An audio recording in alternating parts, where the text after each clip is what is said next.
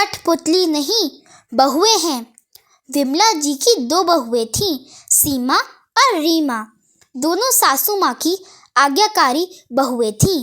एक आवाज़ तक नहीं निकलती, जैसा विमला जी कहती वैसा ही करती। विमला जी के पति मोहन जी भी कुछ नहीं बोलते उनके बीच में। सुबह से ही विमला जी की हुक्म की तामील होती थी। किसी की मजाल जो उनके बोले शब्दों को बदल दे। दिन भर बहुओं को कठपुतली की तरह नचाती रहती। कभी ये काम कर लो, कभी वो काम कर लो। दिन से रात तक दोनों बहुएं चक्की की तरह पिसती रहती। आज मिर्ची सूखने डाली कि नहीं, तो आज खाने में कुछ स्वादिष्ट भोजन बनाओ। इसी तरह की अलग अलग फरमाइशें। बिना विमला जी की मर्जी के ये दोनों घर से बाहर कदम तक नहीं रखती। विमला जी के पतिदेव हों या उनके सुपुत्र, कोई विमला जी की बातों की अवहेलना नहीं करते। सीमा और रीमा हमेशा एक दूसरे का दर्द समझती थीं, इसलिए एक दूसरे के कामों को बांट लेती थीं, ताकि सब समय पर खत्म भी हो जाए और घर में शांति भी रहे। एक दिन अचानक विमला जी की सासू माँ निम्मो देवी अपनी बीमारी का इलाज करवाने गांव से शहर विमला जी के पास आ जाती है।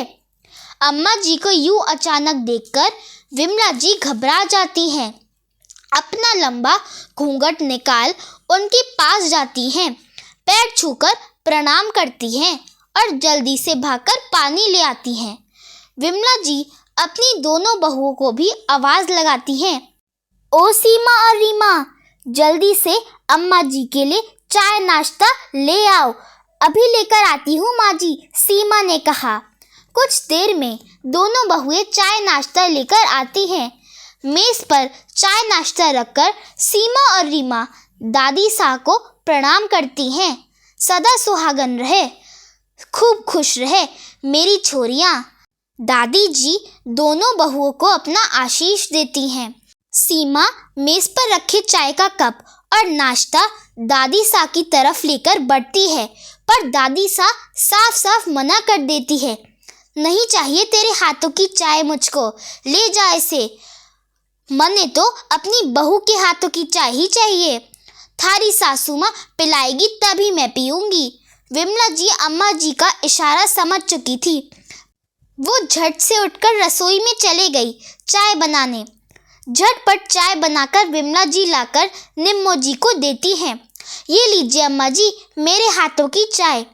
चाय पीकर निम्मो जी बहुत खुश होती हैं और विमला जी को कहती हैं, ए बहू सुन, जब तक मैं इस घर में हूँ तू ही मेरा खाना पीना बनाएगी। जो ना बनाए तो मैं खाना नहीं खाऊंगी। विमला जी सुनकर परेशान हो गई, मन ही मन बोलने लगी, अरे इतने साल हो गए खाना बनाए, अब कैसे फिर से बनाऊंगी। ये अम्मा जी भी ना पीछे ही पड़ जाती है, अब भला इनको कौन समझाए। जैसे तैसे विमला जी रोज़ अम्मा जी का खाना पानी तैयार करती। ऐसा लग रहा था जैसे बहू नहीं कोई कठपुतली हो।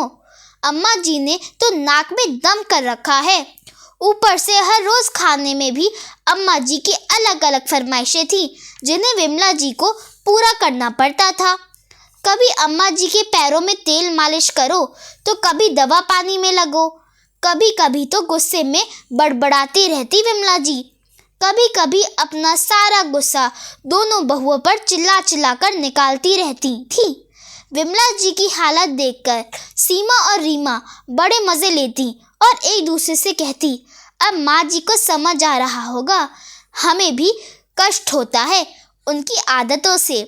वो भी तो हमें ऐसे ही दिन भर कठपुतली की तरह नचाती रहती हैं। अब आया ऊंट पहाड़ के नीचे, थोड़ी भी दया माया नहीं आती थी उनको।